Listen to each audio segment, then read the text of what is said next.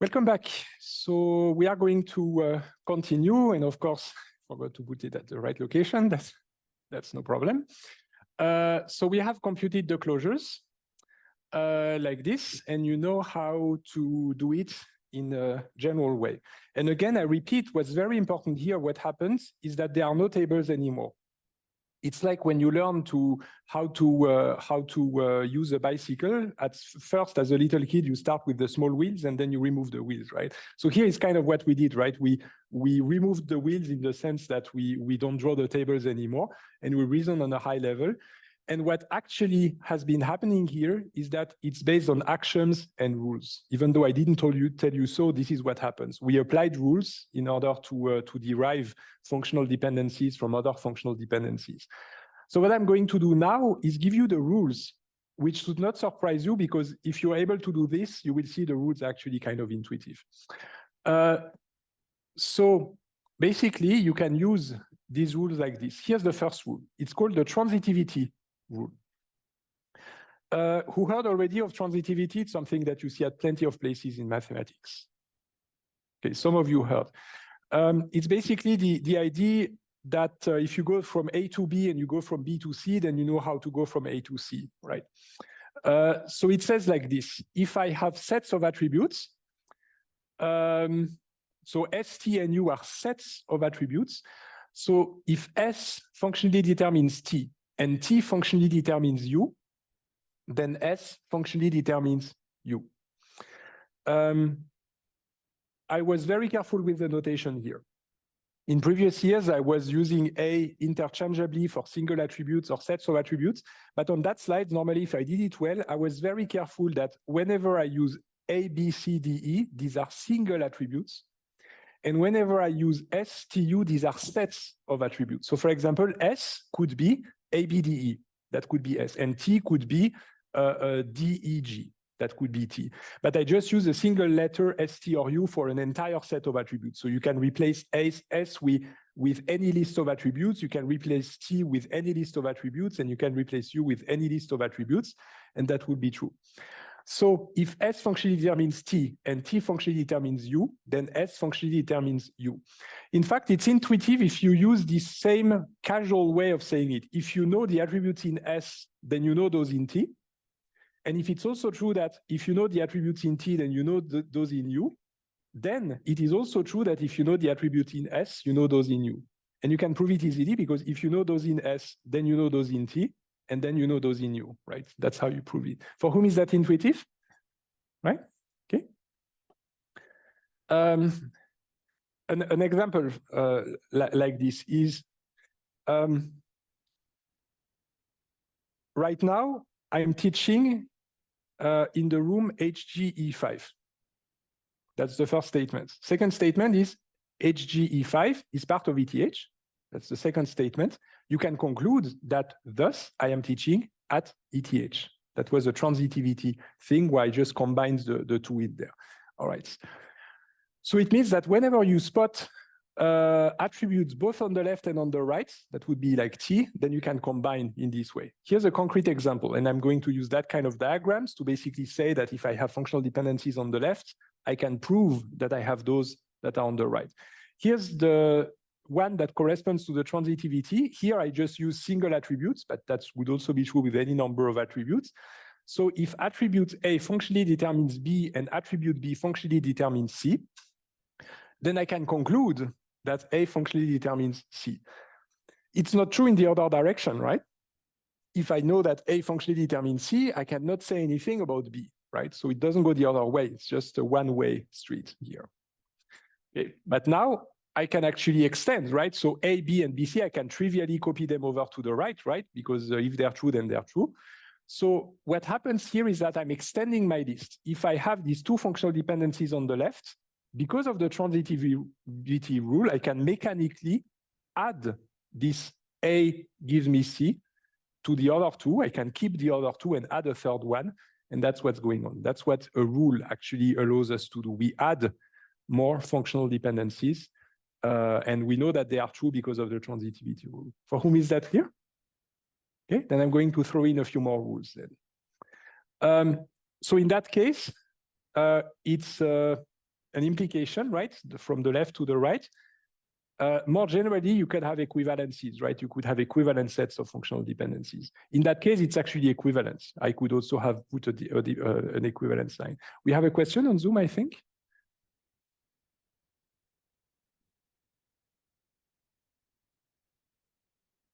So the question is this transition also possible the other way around? Can you give a concrete example, like the other way around, what you mean with other way arounds?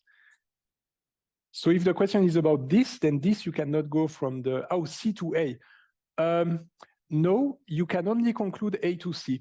C to A, you could conclude if you had C to B and B to A, then you could have C to A, right?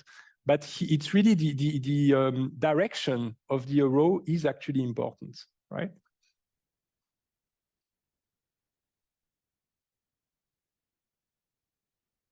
And for example, you can see the car ID functionally determines the canton, but the canton alone doesn't functionally determine the car ID, right? You would need also the number. That's another example. Okay. So in general, I will use both this when it's an implication and this when it's an equivalence, right? And we are always talking about sets of functional dependencies, right, on the left and on the right. And again, here I could have put an equivalence, right? You can either add A gives you C, and you can trivially go back because if you remove a functional dependency, then that's still true, right? So this would be in fact an equivalence. Okay, here's a second rule. We've already used that rule actually. It's called the splitting rule. The splitting rule says, again, I use STU as generic sets of attributes. You can replace them with any lists of A, B, C, and so on. If I have S that functionally determines T union U, it's the union of T and U that is meant here. If S functionally determines T and U, then S functionally determines T and S functionally determines U, right? Concretely, do I have it here? Yes. This is going from the right to the left, the splitting rule. If I have a functional dependencies that says, if I know A and B, then I know C, D, and E, then I can infer that if I know A and B, I know C and D, right? If I know more, then I know less, right? So I can infer AB gives me CD, and I can infer AB gives me E, right? So the splitting rule goes from the right to the left. The other direction is the combining rule. If I know that S functionally determines T and S functionally determines U, then S functionally determines T and U. So that's the same from the left to the right. If I know that AB functionally determines C and D, and AB functionally determines E, then I know that AB functionally determines C, D, and E, right? So you can see that this is equivalent, right? And again, if you think of the game that I've told you is if I pick a tuple in secret, and I don't do the value of A and B, then on the left, you're basically saying, you know the value of C and D, and you know the value of E, right? That's what's on the left. And then on the right, you're saying, if I give you the value of A and B, then you know the value of C, D, and E, right? But you see, it's the same thing. It's exactly the same thing.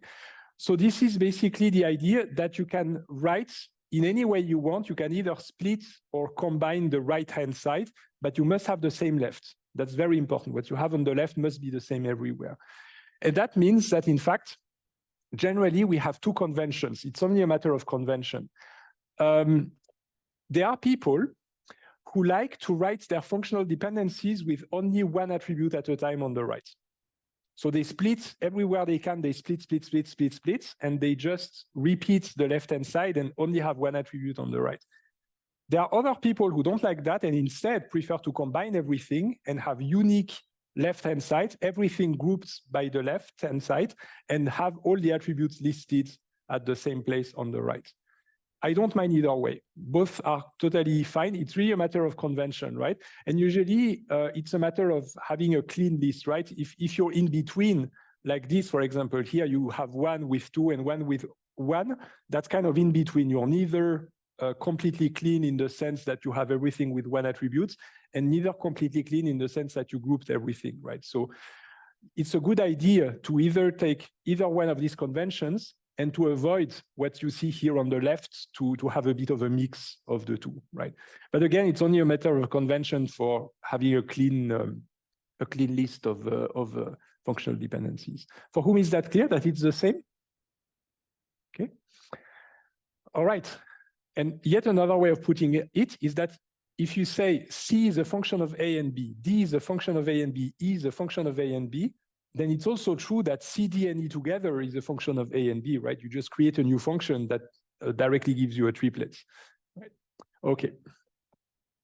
So let me just throw more and more and more rules. Here's a rule called the reflexivity rules. Basically says, if I know A, then I know A. So if you have two sets of attributes S and T that you can replace with anything you want with A, B, C, D, and so on. But in the special case that S is a subset of T, right? So everything that is in S is also in T. Then it is always true that T functionally determines S, right? For whom is that intuitive? Maybe with this. So that's just the same as this. It means that I can just make functional dependencies pop out of nowhere without any proof, right? It's like the quantum vacuum with those particles that just created without anything, right? So here, if I have an empty set, I don't have any functional dependencies in there, I can just add some, they will always be true. And look at them, A, B, C functionally determines A and C, right? If you know A, B, and C, then you know A and C, right? It's just what's meant with reflexivity. If you know A, B, C, and D, then you know C, right? If you know more, then you know less. So these are just rules that you can always add and remove at will because they are just totally useless, in fact. They don't give you any information about the tables because they're always true, no matter what table you're looking at, right? If I take the example earlier, car ID functionally determines car ID, it's always true. Canton plus number functionally determines canton is always true. Canton plus number functionally determines number, it's always true. I don't even need to look at the table. Okay. Okay, there's yet another rule. It's called the augmentation rule. The augmentation rule tells me that if I have a functional dependency, then it's fine to add the same things on the left and on the right, but it has to be the same thing. So if I have S functionally determines T, and I have another set of attributes U, then I can add both on the left and on the right U, and it's true, right? So again, that's the drawing. So if I know that B is a function of A and E, so if I know A and E, then I know B.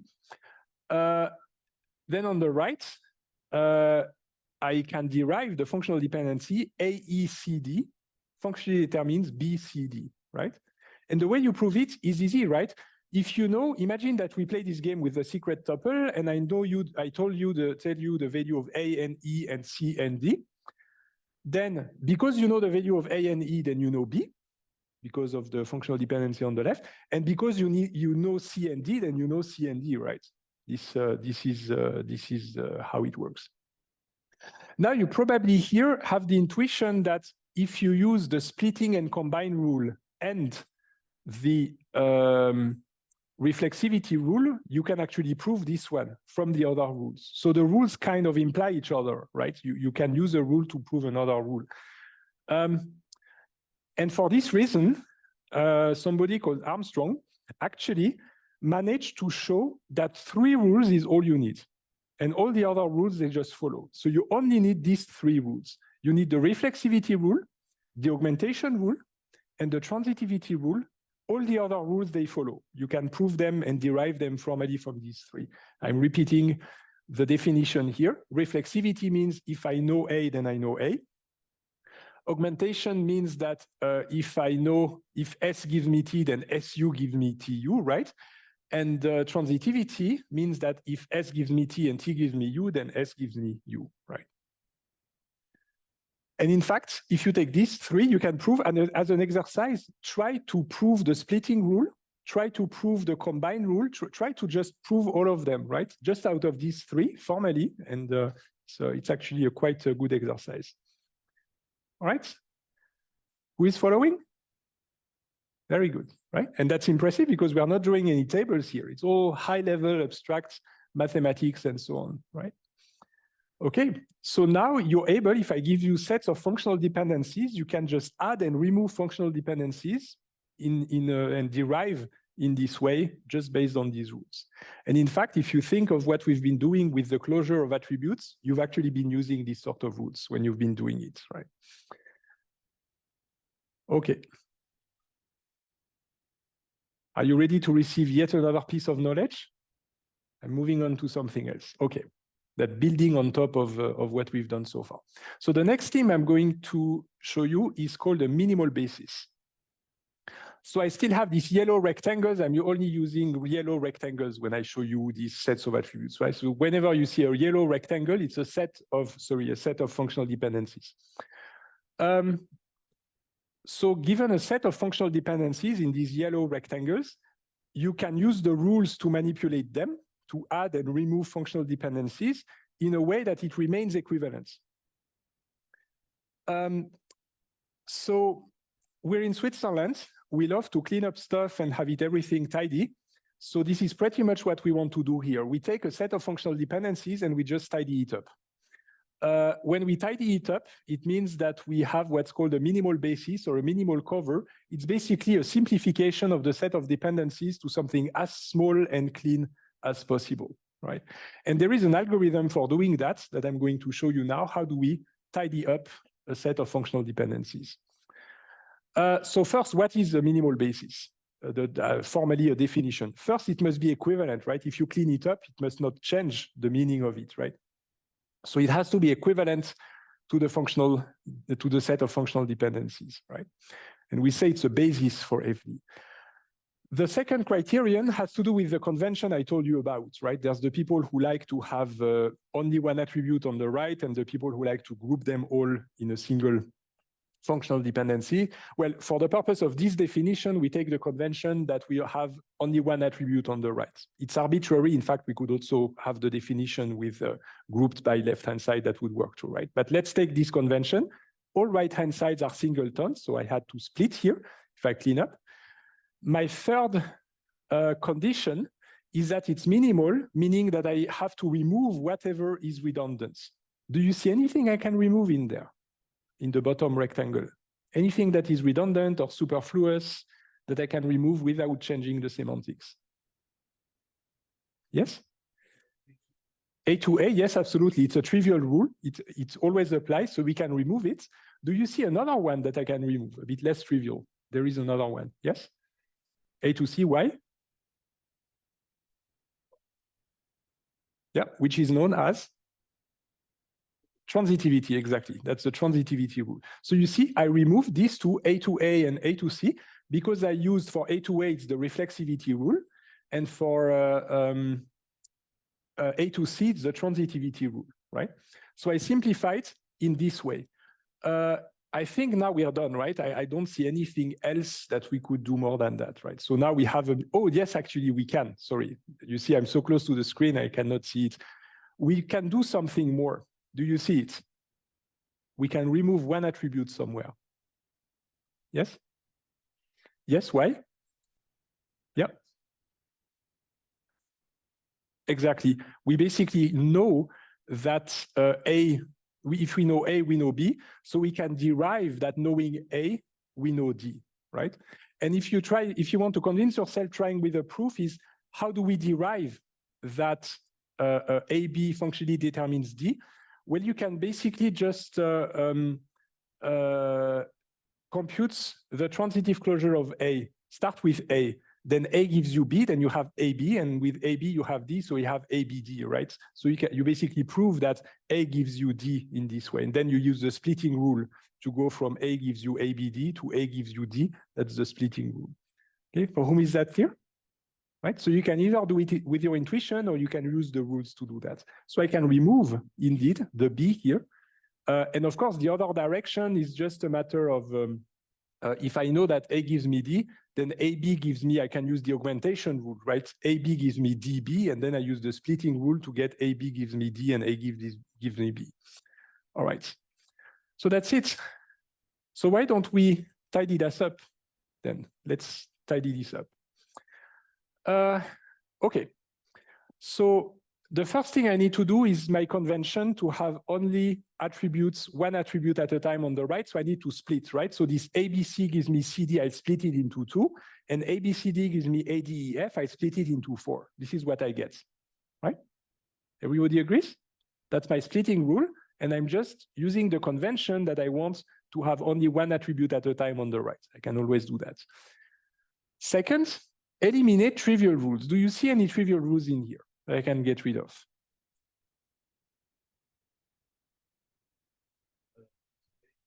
A to A, yes, that is one. Another one?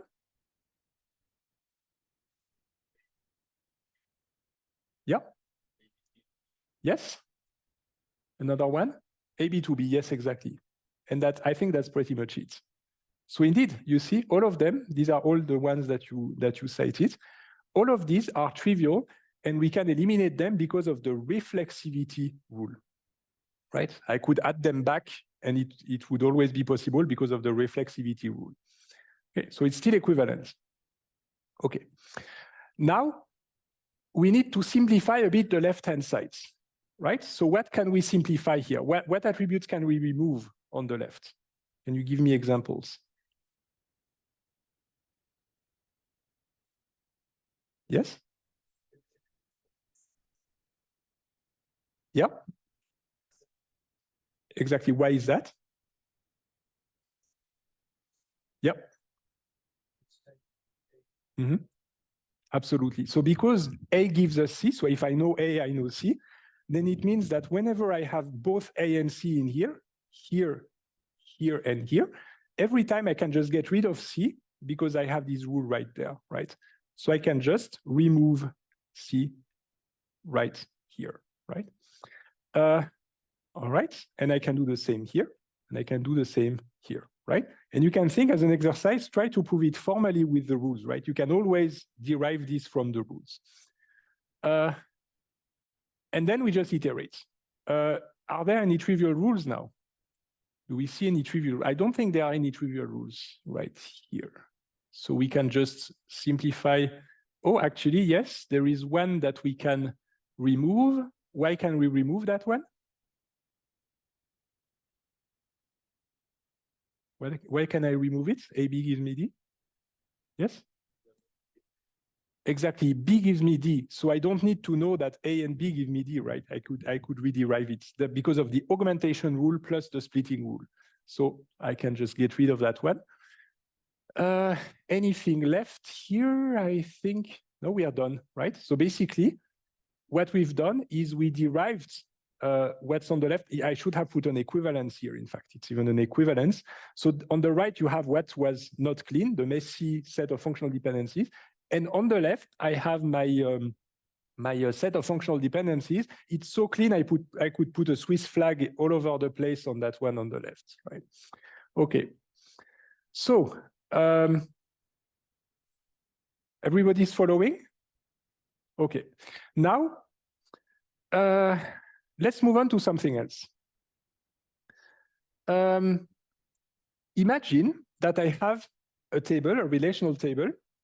That's the one on the left in blue. And it has functional dependencies. A functionally determines C, A functionally determines B, right? So I mean what's, if I hide, I put myself here, I had here, this is what I mean. I have a table here, and I have functional dependencies. Now, I'm going to project that table right here to some table with less attributes. So I project on A and B, and basically I'm removing that part right here, the C and D goes away, and I only have A and B left. And the question I'm asking is what happens here? What do we put in there for the functional dependencies? Can you give me an example of what I could put if I'm hiding it to not show you? Yeah. I'm trying to derive the functional dependencies that would still be valid on the right. So A gives me C doesn't make sense, right? C doesn't exist anymore. But do you agree that if B is a function of A here, then it's also a function of A here? You agree, right? So this is why here I said that I projected the functional dependencies from here to here. So if you have a set of functional dependencies and you try to project the tables on less attributes, then you can also project the functional dependencies to that projected table, that apply to this projected table. And as you can imagine, there's an algorithm for that, because here we did it with our intuition, right? But here's why it's not as simple. Here, I just put those that had A and B and got rid of those that don't, right? But in reality, it's a bit more complex. In that case, I just project to A gives me B, right? But imagine that I didn't have A gives me B, and I only had A gives me C and C gives me B, then you would have had to use the transitivity rule in order to derive the A gives me B, right? All right. So basically, formally, what we want to compute for the projected functional dependencies, imagine that we have this supercomputer from the Hitchhiker's Guide to the Galaxy that takes this set of functional dependencies and it computes all of the possible functional dependencies you could possibly derive. Something gigantic, all of them, brute force. What we do is that we do that, brute force, and then we take those of them that only have attributes in the projection. So we would take those that only have A and B in there, right? So this is a two-step thing, brute force derivation of all functional dependencies you could ever derive from the left, and then you filter out keeping only those that have the attributes in the projected table, right? So let's try to do it brute force. How do we do that? Of course, it's small enough that I don't need actually the supercomputer of the Hitchhiker's Guide, fortunately, so we can actually do it brute force right here on the slide, and that's how we do it.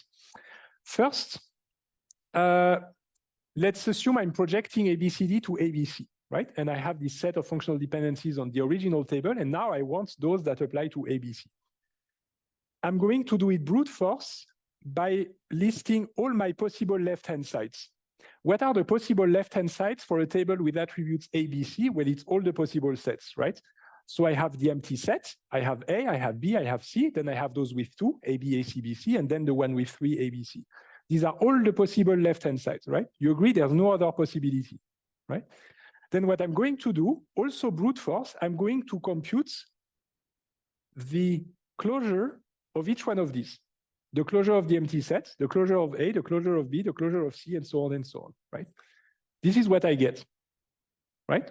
If I just fast forwarded, you could do them one by one, but 100% of you managed to do it, right? So you know how to do it. So A, for example, you have A gives me D, so you have AD, and then you have D gives me B, so you have ABD, right? That's how you derive the first one. The empty set remains the empty set because you cannot derive anything from it, right? So I did it for all of those. It's really brute force, right? If I had 10 attributes, that would take ages to actually do it, right? But it works. And then what I do is that everything that's not A, B, or C, I just remove it. So the D's go away, there. And then what do I do to simplify? I compute the minimal basis. I clean that up. So let's do it. It's yet another opportunity to clean that up. Empty set gives me empty set. It's trivial, right? I can remove that. A gives me A and B, not trivial. B gives me B is trivial. I can remove it. Does anybody see others that I can remove in this way?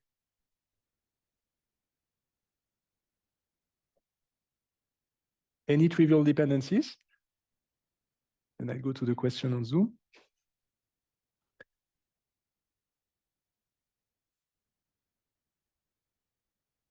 Anybody? What can I remove here?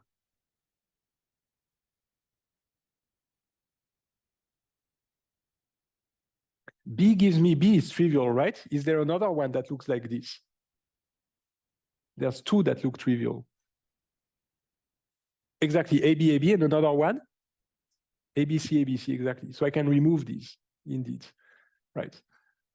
So let me do all of that. So first I remove the first one. A gives me AB, I can remove the A, right? B gives me B, I can remove. AB give me, I can remove the C in here, you see? I can remove it because of the splitting plus the reflexivity rule. What did I do? I removed AB gives me AB. Then AC gives ABC, I can remove A and C, right? Because they're already on the left.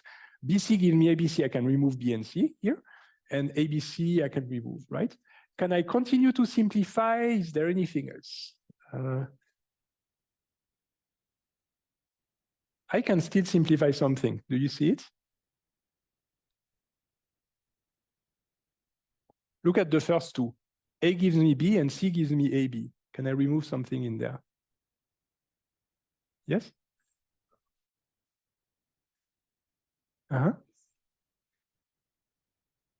Yes, this is correct. Yeah, absolutely. So you can remove AC to B, absolutely. You're correct. Here I split it. I added a split step. And there you go. So I'm removing the one that you mentioned. What can I do now? Similar to what you proposed. C to B, yes. Why can I remove C to B? Yeah, what's the formal name of that? Transitivity, exactly. So I can remove C to B, and I can also remove BC to A because BC to A, I already have C to A, right? And this one goes away. That's it. So that's my minimal basis. Now I can no longer modify anything anymore. So this is my projection, right? So again, brute force, brute force, brute force. I compute, it's called the power set. So this thing here is called the power sets, this here, the set of all possible subsets. That's the power set. So I compute the power set. I compute the closure of every one of these elements in the power set, brute force, and I compute the minimal basis to simplify everything. And I get my projection of the functional dependencies. For whom is that clear? Right? Who would be able to do it on any other example? Takes some time to do the brute force, but in principle. Yes? All right. Very good.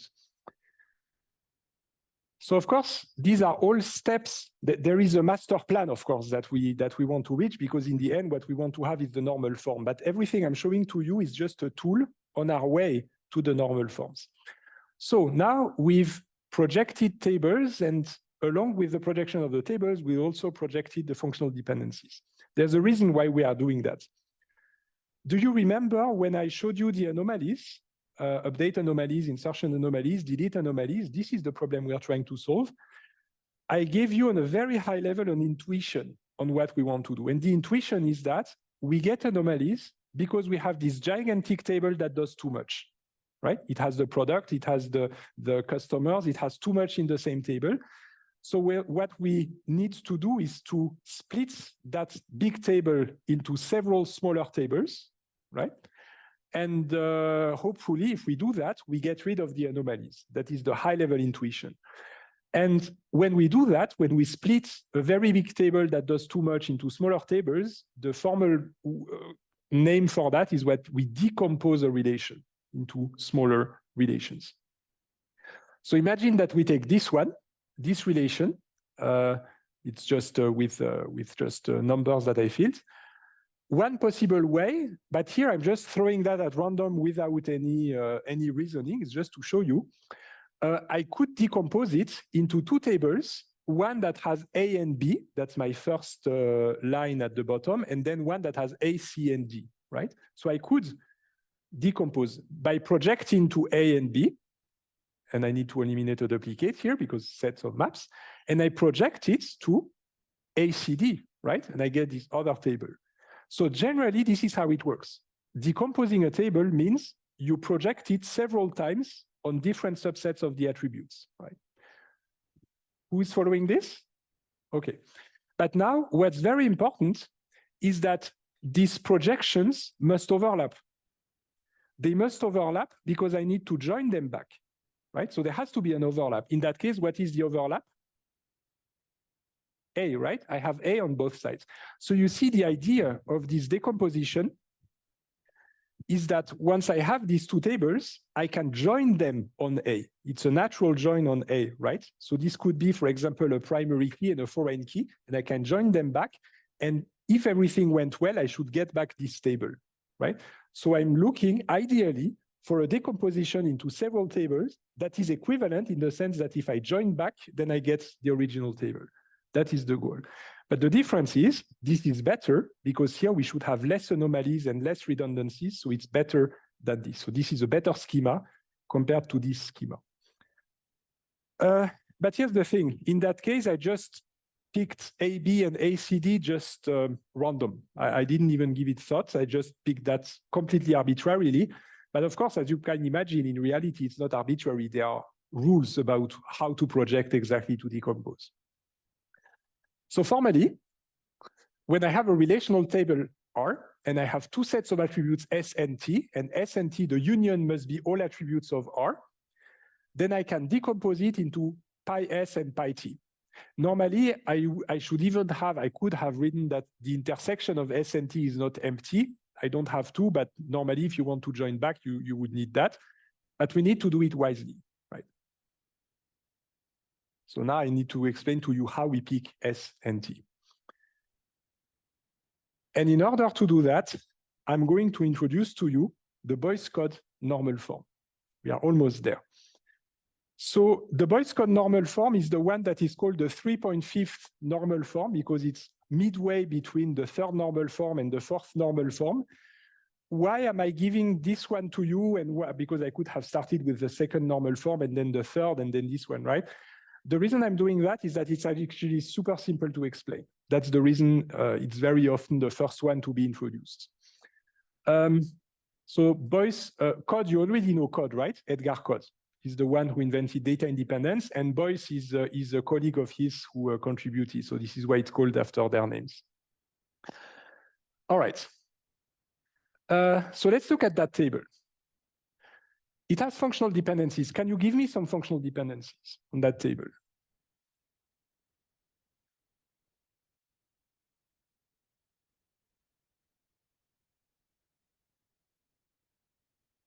Yes, go ahead. A to B, yes, absolutely. For example, you see that the two tuples that have small a, they all have b equals 1, and small b has b equals 2. So yes, that's true. And C to D, absolutely. If you know the value of C, you know the value of D. You see the two tuples with foo have D equals 2. And you could also go the other way around, actually, in that case, right? B gives you A and D gives you C. It's a coincidence, but yeah, right? So you have, for example, these two functional dependencies, indeed. What does AC give me? What is the transitive closure of the set of attributes AC? If I know A and C, then I know. Anybody? Yes? Exactly, everything. I know everything. What does it mean for AC? What is it called? A super key, exactly. AC is a super key. So if I look closer here at these three functional dependencies, what I see is that here we have a functional dependency where I have a super key on the left. And here I have functional dependencies where neither A nor C are super keys. How do I know that A is not a super key? I would need to compute its transitive closure. But when I start with A, I go to AB and I cannot go further than that, right? So I will never get A gives me A, B, C, D. So A is not a super key. The same goes for C. If I start with C, I can add D, so C, D, but no further than that. So A and C are not super keys. So the intuition here is really that these dependencies here do not give me the entire table. So this is not a super key, and this one is a super key. The idea of the Boyce code normal form on the high level is that I love these kind of dependencies and I hate these kind of dependencies. That's the idea. I don't want them. This is not a good functional dependency.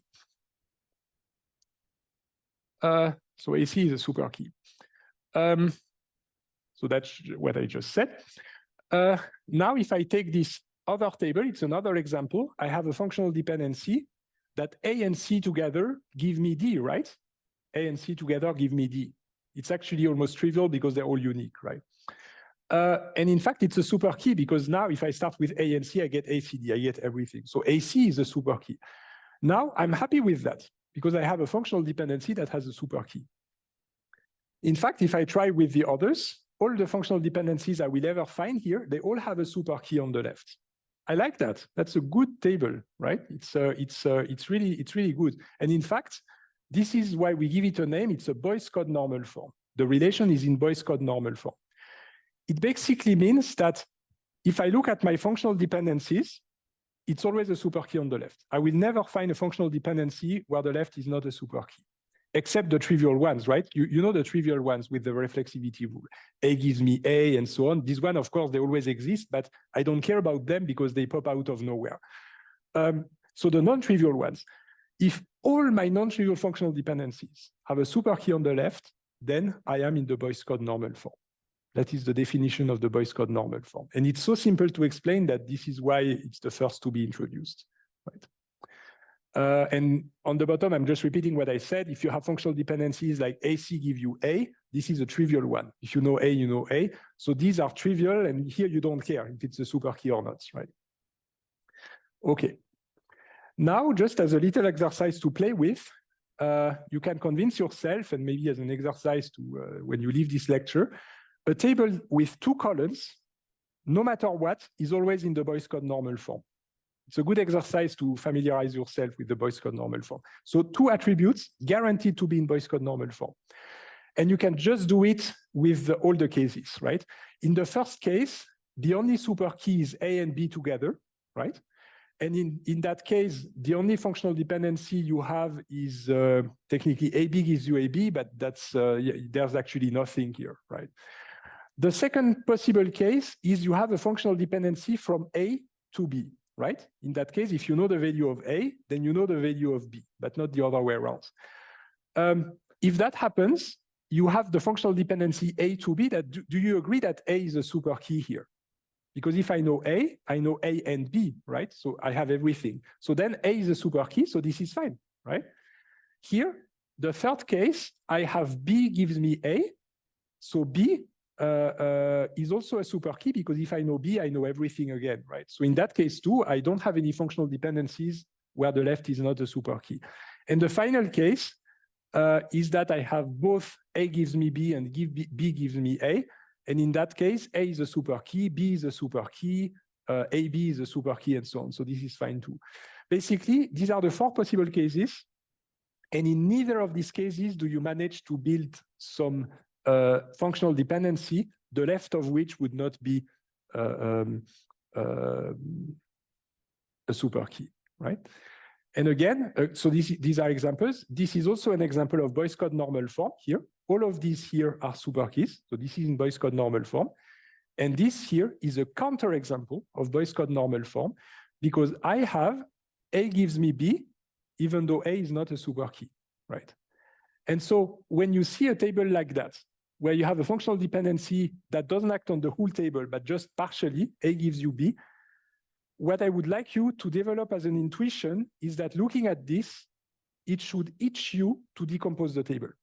When you see this, you must feel like I have to decompose that with AB together alone and then ACD in the other direction. That's what we'll start with next week. We'll decompose that table in this way, but work on that intuition. I have a functional dependency such that the left is not a super key.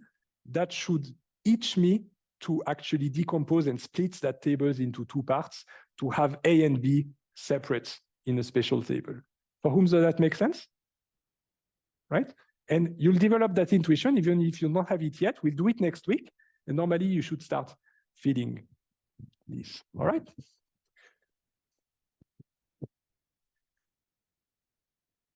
So.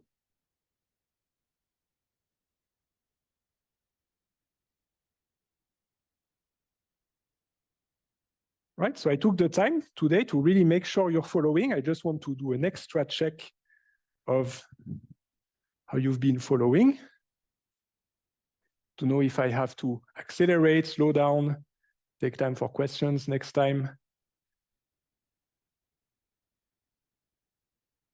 All right, that actually looks good. Very good. By the way, every week I give you chapters of the book, right? You really need to read the chapters. It's the same as what I'm telling you, but it's always good to have this additional written coverage of what we're doing. And there's a chapter just for that, the functional dependencies, the super keys, and so on. Well, this is impressive. Everybody is above 80%. All right, so congratulations. Thank you very much for attending. Enjoy the exercise session this afternoon. Enjoy the weekend. And I'll see you next week at 10 for the continuation. Thank you very much.